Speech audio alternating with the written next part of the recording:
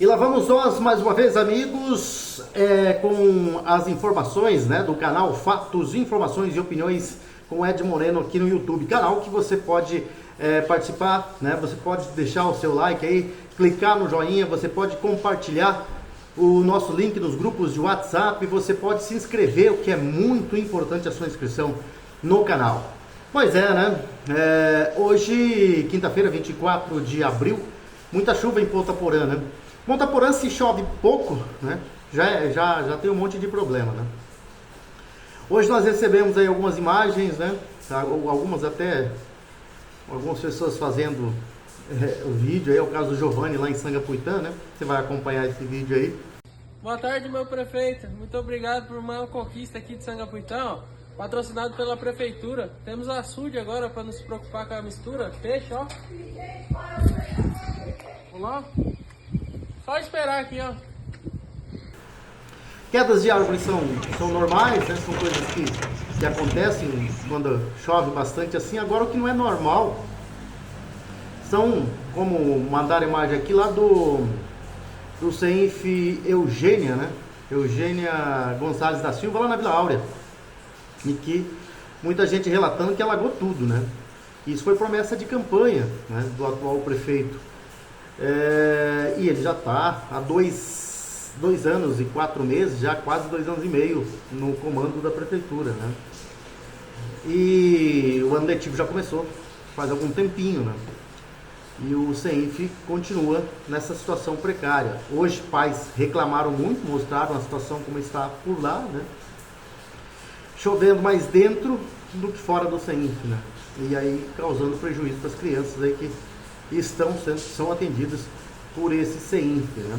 Fora as condições, né, de ruas aí na cidade de Ponta Porã que não passam por manutenção, né?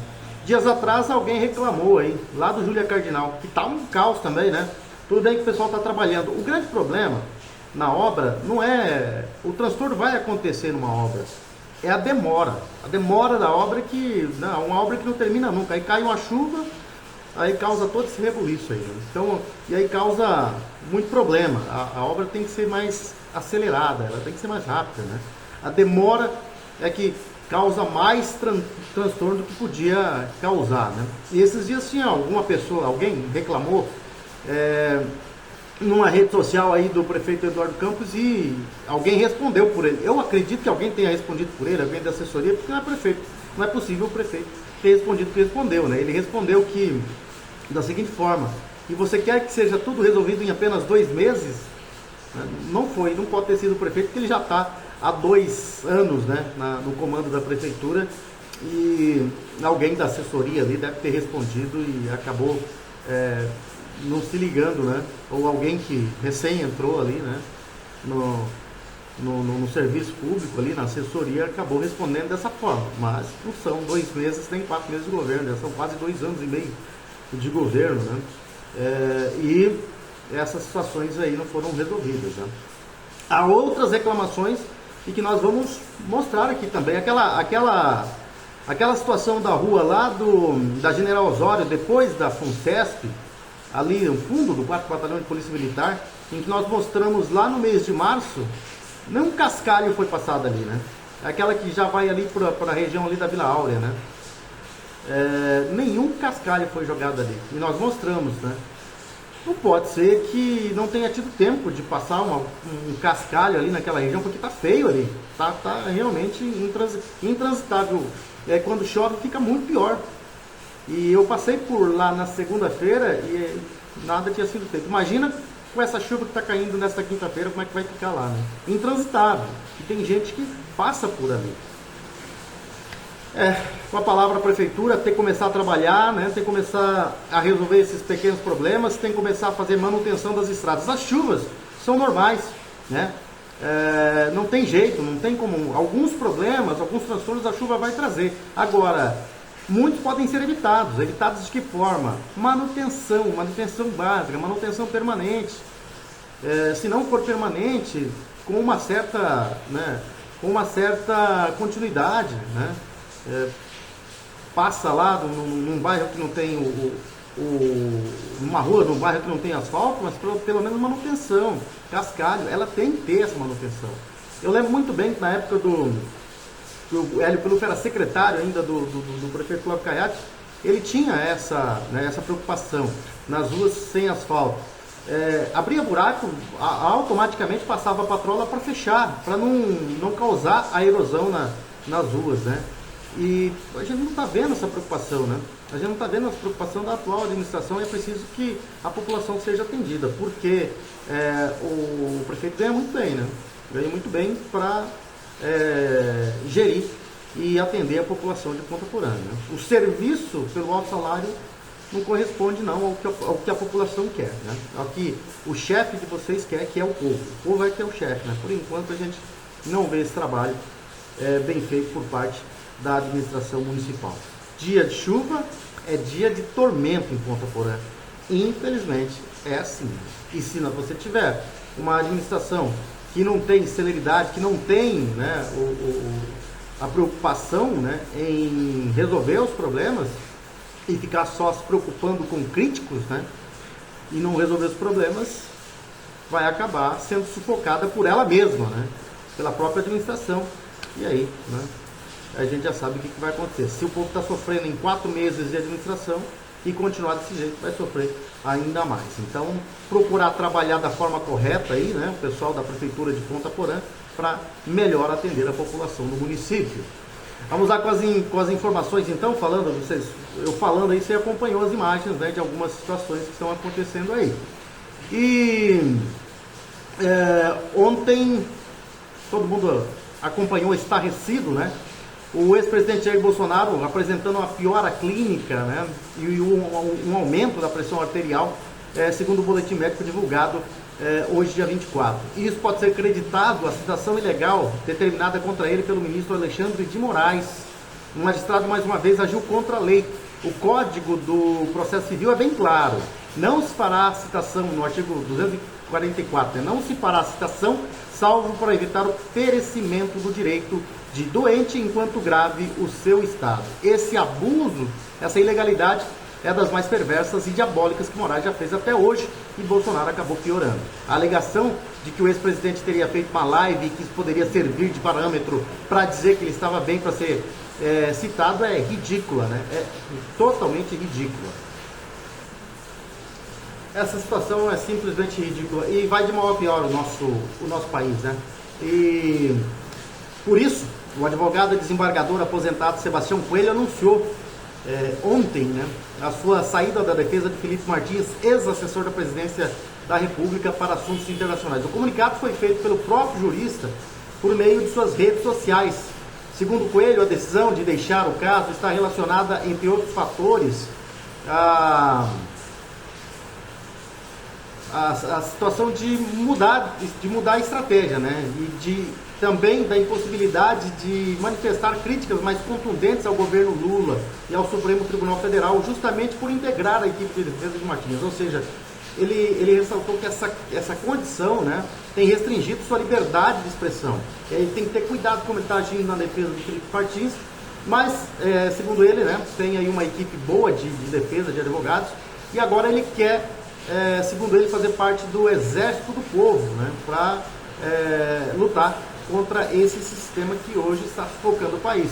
De acordo com informações, as suas informações, questões de saúde também influenciaram na sua decisão de se afastar da defesa do ex-assessor. Essa mudança na equipe jurídica acontece em um momento crítico do processo judicial, na mesma semana em que a primeira turma do STF decidiu, por unanimidade, transformar o Felipe Martins em réu no processo que investiga uma suposta tentativa de golpe de Estado. A denúncia foi aceita com os votos do relator Alexandre de Moraes e dos ministros Carmen Lúcia, Cristiano Zanin, Flávio Dino e Luiz Fux, né? Com aquela arrogância da primeira turma do STF, com deboche e tudo mais, né? E hoje o deputado Hugo da Mota disse que não vai pautar, né, o PL da anistia, a urgência do PL da anistia na Câmara. E surgiu a informação de que ele está sendo ameaçado, né, que se ele fizer isso, o pai dele será preso. Só que aí o Sócrates Cavalcante que é o líder do PL ali, né? Ele garante que a proposta vai ser aprovada com ampla maioria na Câmara e que não quer acobertar quem depredou, quem participou de vandalismo, mas quer fazer justiça que faltou ao STF. Depois da decisão do presidente da Câmara dos Deputados, Hugo Mota, do Republicanos da Paraíba, não pautar a anistia no plenário na próxima semana, a oposição volta a subir o tom e anunciar uma nova ofensiva na casa. É prevista a retomada da obstrução, né? Vão retomar a obstrução. Ao falar com a imprensa hoje, o líder do PL na Câmara dos Deputados, o Sóstenes Cavalcante do Rio de Janeiro, do PL do Rio de Janeiro, afirmou que a legenda não vai arredar 1 milímetro em relação à anistia aos presos de 8 de janeiro e destacou que a proposta será aprovada com mais de 310 votos. Abre aspas para o Sóstenes Cavalcante. O que nós queremos é fazer justiça a essas pessoas e quero aqui assumir um compromisso público com os familiares que fazem contato conosco. Nós do PL não vamos retroceder 1 milímetro enquanto o PL da anistia não for pautado nesta casa. Não foi nesta semana, mas essa não é uma decisão definitiva, fecha aspas, para o Sóstenes, que disse lamentar a decisão e definiu como um absurdo a saia justa que os colegas e líderes ficaram em ter que emitir uma opinião no colégio de líderes em que a maioria de sua bancada assinou de forma diferente. Não foi um dia feliz para o colégio de líderes e espero que na reunião da semana que vem nós possamos corrigir o erro grosseiro cometido na decisão do dia de hoje. O presidente Hugo Mota anunciou a decisão de não pautar o PL da anistia depois de cerca de 3 horas de reunião no colégio de líderes. Hoje, nesta quinta-feira, ao adiar mais uma vez a pauta, o parlamentar jogou a decisão no colo dos colegas líderes. Abre aspas para Hugo da Mota. O colégio de líderes discutiu de forma exaustiva, onde todos os líderes presentes, que representam algo em torno de quase 500 parlamentares, alguns líderes estiveram ausentes e especificamente sobre o tema da urgência da anistia, se foi decidido pelo adiamento da pauta desse requerimento de urgência. Ao anunciar o adiamento da análise da proposta, mesmo com o apoio da maioria absoluta da Casa, com 264 assinaturas em apoio à anistia, Mota disse que o tema segue em discussão entre os líderes. Isso não quer dizer que nós não seguiremos dialogando para buscar uma solução para o tema, segundo justificou o deputado presidente hoje da Câmara, Hugo da Mota. Seguiremos conversando principalmente também com os partidos que estão defendendo a pauta, ou seja, os partidos que fazem a oposição, o PL, o Partido Novo, que defenderam a inclusão na pauta com muita força e de maneira também legítima, para que a casa possa encontrar uma saída para esse tema. Agora, o que a gente vê aí é que realmente surgiu uma informação de que ele está sendo pressionado e que seu pai, que tem problemas aí com o STF, vai ser preso caso ele paute a urgência do PL da anistia. Ou seja, está com medo, já caiu na rede dos togados. Mas a oposição volta a obstruir, vai voltar mais uma vez e diz que agora a história vai ser diferente, não vão retroceder. Essa proposta deve ser aprovada e, segundo o Sóstenes Cavalcante, o PL não vai arredar 1 milímetro, segundo disse hoje, garantindo que a proposta vai ser aprovada com ampla maioria na Câmara e que não tem a intenção de proteger ninguém que participou de depredação ou praticou atos de vandalismo, mas que é preciso fazer justiça, coisa que o STF não fez e não está fazendo. E o deputado Glauber Braga perdeu mais uma batalha na Câmara dos Deputados e, apesar da proteção temporária que recebeu de Hugo Mota, dificilmente vai conseguir escapar da cassação. A Comissão de Constituição e Justiça e de Cidadania, a CCJ, rejeitou hoje o recurso apresentado por Glauber contra a decisão do Conselho de Ética e Decoro Parlamentar da Casa, que aprovou o parecer favorável à cassação do parlamentar do PSOL por quebra de decoro parlamentar. No documento, o Glauber Braga alegou cerceamento de defesa e do contraditório por ter sido indeferida a oitiva de 4 testemunhas arroladas no processo. O deputado também afirmou que houve parcialidade do relator do caso, o deputado Paulo Magalhães, do PSD da Bahia, por ter feito juízo antecipado. Segundo o recurso, o próprio Magalhães se envolveu em um episódio de agressão física na sede da Câmara, o que o impediria de atuar nesse caso. Entre outros pontos, né, o Braga também defendeu que a pena aplicada contra ele é desproporcional, porque o próprio regimento da Casa estabelece a pena de censura verbal ou escrita para atos que infringam as regras de boa conduta para ofensas físicas ou morais e desacato nas dependências da Câmara. Em sua decisão, Paulo Magalhães rebateu Glauber, afirmando que a sua escolha como relator do caso seguiu rigorosamente o que é disposto no regulamento do Conselho de Ética da Câmara e que o STF já se pronunciou expressamente no sentido de considerar que os processos em curso no Conselho de Ética têm natureza política, razão pela qual constata-se a inaplicabilidade do regime de suspeição e impedimentos.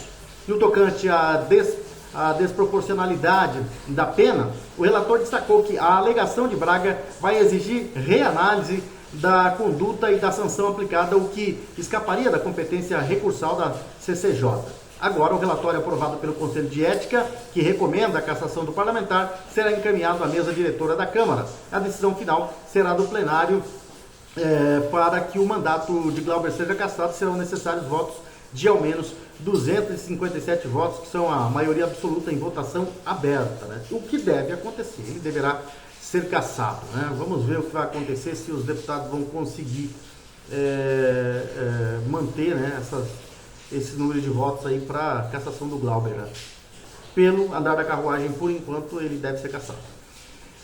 E durante a sessão plenária do Supremo Tribunal Federal, realizada nesta quarta-feira, os ministros André Mendonça e Alexandre de Moraes protagonizaram um intenso embate sobre os limites das medidas investigativas no âmbito criminal, com foco na legalidade da quebra de sigilo telemático de pessoas não previamente identificadas, né? Apresentando seu voto vista, Mendonça expressou, né, preocupação com o alcance das decisões judiciais que autorizam o acesso a dados de um grupo indefinido ou de indivíduos, né, sem uma delimitação clara. Segundo ele, tal prática transforma a investigação em um processo difuso e sem controle adequado. Abre aspas para o questionamento do Mendonça.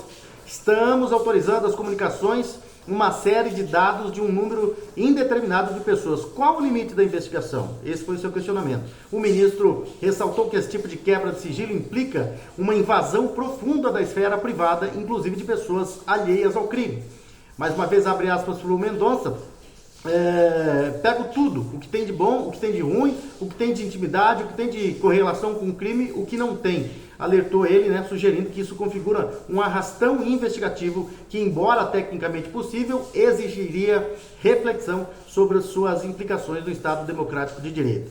Visivelmente revoltado, Moraes alegou que elas decorrem de investigações já iniciadas e de indícios concretos que justificariam, né, ou justificam na sua análise, as diligências e comparou com outras práticas investigativas como interceptações telefônicas, nas quais informações irrelevantes são descartadas automaticamente. Moraes também rejeitou a caracterização de arrastão feita pelo colega.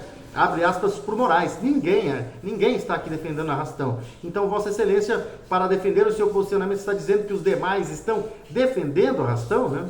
Foi o que perguntou, né,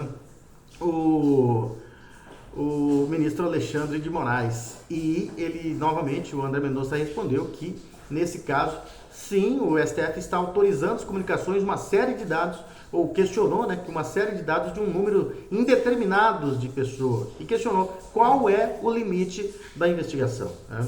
Ou seja, ele confrontou, né, os demais togados. Não foi só o Alexandre de Moraes, não. Para quem assistiu o vídeo, né, você pode ver aí que ele questionou, né? E questionou sem medo, né? Mostrou firmeza, coisa que não estava mostrando no mês passado, por exemplo. Agora não, ele vem mostrando muita firmeza, né, nos seus questionamentos aí aos outros togados.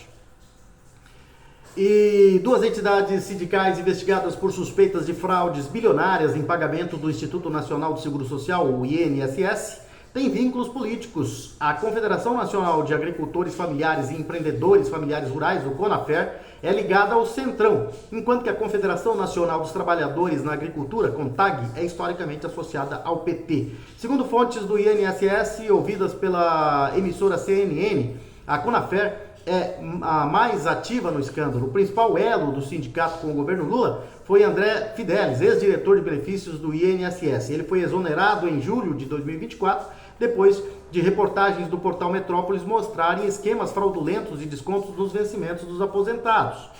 E Fidelis assinava acordos com sindicatos e associações para que prestassem serviços aos aposentados em troca dos descontos dos benefícios. Isso resultou em um crescimento expressivo no número de filiados nas receitas do Conafer. Diante das denúncias, o INSS firmou, né, um termo de ajustamento de conduta, um ataque, com a entidade para revisar os descontos. Ou seja, né, os esquemas de volta à cena do crime aí do PT e da esquerda, né?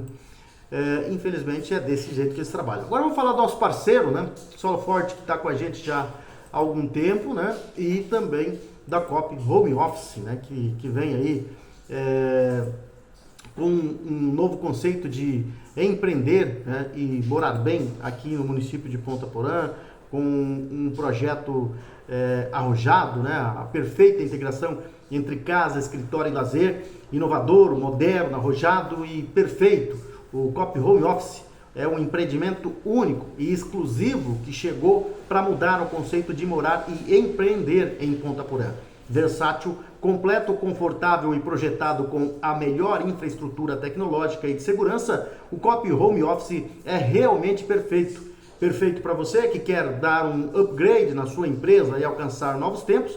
Perfeito para você que pode adquirir uma laje inteira para realizar um grande projeto. Perfeito para você, que deseja conciliar casa, empreendedorismo e mais tempo para a família. Perfeito para a sua família que merece sempre mais conforto, segurança, lazer e qualidade de vida. Coop Home Office, venha morar, empreender e ser feliz. Coop Home Office fica ali na Rua Deputada Aron Moreira, aquele prédio bonito sendo levantado ali, já em fase de conclusão. E o escritório, o plantão de vendas, está também ali na Deputada Aron Moreira, praticamente em frente ao prédio sendo construído, esse prédio que vem aí para modernizar ainda mais a cidade de Ponta Porã, né? E você pode chegar ali, né, interessados em adquirir, né, e participar desse novo conceito de morar e empreender, né? Você pode ir ali, né, se dirigir ali ao prédio do supermercado Bom Gosto, entrando ali pela Deputada Aron Moreira no supermercado, você já vai ver a nossa equipe ali pronta para te atender. Você vai ver a maquete ali você vai receber o modelo, né, e a planta para você acompanhar todo o processo da construção, né, desse prédio da Coop Home Office, né, que vem trazendo aí essa perfeita integração entre casa, escritório e lazer. Coop, incorporadora e construtora, Coop Home Office, né? Nosso parceiro aqui no canal Fatos, Informações e Opiniões. Vamos falar de esporte agora, vamos falar de Libertadores e América, que nós tivemos rodada ontem, vamos ter rodada hoje também. Vamos ver aqui quais são os jogos que nós acompanhamos aí pela terceira rodada, né? A rodada 3 da fase de grupos da Libertadores. Vamos ver aqui a terceira rodada começou na terça, né, com o Aliança Lima ganhando do Talheres por 3-2, Flamengo e LDU Quito e Flamengo lá no Equador empataram em 0-0, Carabobo e Universidade de Chile empataram em 1-1, Internacional e Nacional empataram em 3-3, Colo-Colo e Racing da Argentina empataram 1-1, o Barcelona de Guayaquil foi derrotado pelo Universitário do Peru 1-0, Olímpia e Peñarol ontem empataram em 0-0, o Clube Deportivo San Antônio venceu o Vélez Sarsfield por 2-1, ontem também o Libertad foi derrotado pelo São Paulo por 2-0, o Estudiantes ganhou do Botafogo por 1-0 com um frangaço do goleiro John, né? Independiente del Valle e River Plate empataram em 2-2, Bucaramanga e Fortaleza empataram em 1-1. Hoje tem Bolívar e Palmeiras, Central Córdoba e Deportivo Táchira, Bahia e Atlético Nacional de Medellín e Cerro Porteño e Sporting Cristal do Peru, Cerro Porteño paraguaio, né? Na Copa Sul-Americana nós também tivemos jogos já a partir da terça-feira, pela rodada 3, né, da primeira fase de grupo, da fase de grupos, né, da Sul-Americana. O Boston River na terça ganhou do Nacional Potosí por 2-1, o Guarani do Paraguai ganhou do Independiente da Argentina 2-1, Vasco da Gama e Lanús empataram 0-0, Clube Gualberto Villarroel perdeu para o Once Caldas por 3-2, Nós tivemos também o Melgar ganhando do Puerto Cabello por 1-0. Ontem nós tivemos União Espanhola e Fluminense empatando em 1-1. Huracan e América de Cali empataram em 0-0. Caracas e Atlético Mineiro empataram em 1-1. O Vitória foi surpreendido pelo Cerro Largo e perdeu por 1-0. Clube Atlético Grau empatou com o Esportivo Luqueira em 2-2. E o Muxucruna ganhou do União Santa Fé por 3-0. Hoje tem Godoy Cruz e Grêmio, né? Godoy Cruz enfrentando o Brasileiro Grêmio. O Corinthians joga contra o Racing do Uruguai. O Deportes Iquique joga contra o Cienciano. O Palestino enfrenta o Cruzeiro. E a Universidade Católica joga contra o Defensa e Justiça. Essas são as informações de hoje aqui no canal Fatos, Informações e Opiniões. Nós voltaremos, se Deus quiser, com mais informações amanhã, né? Trazendo mais informações para vocês aqui no YouTube com o Ed Moreno no canal Fatos, Informações e Opiniões.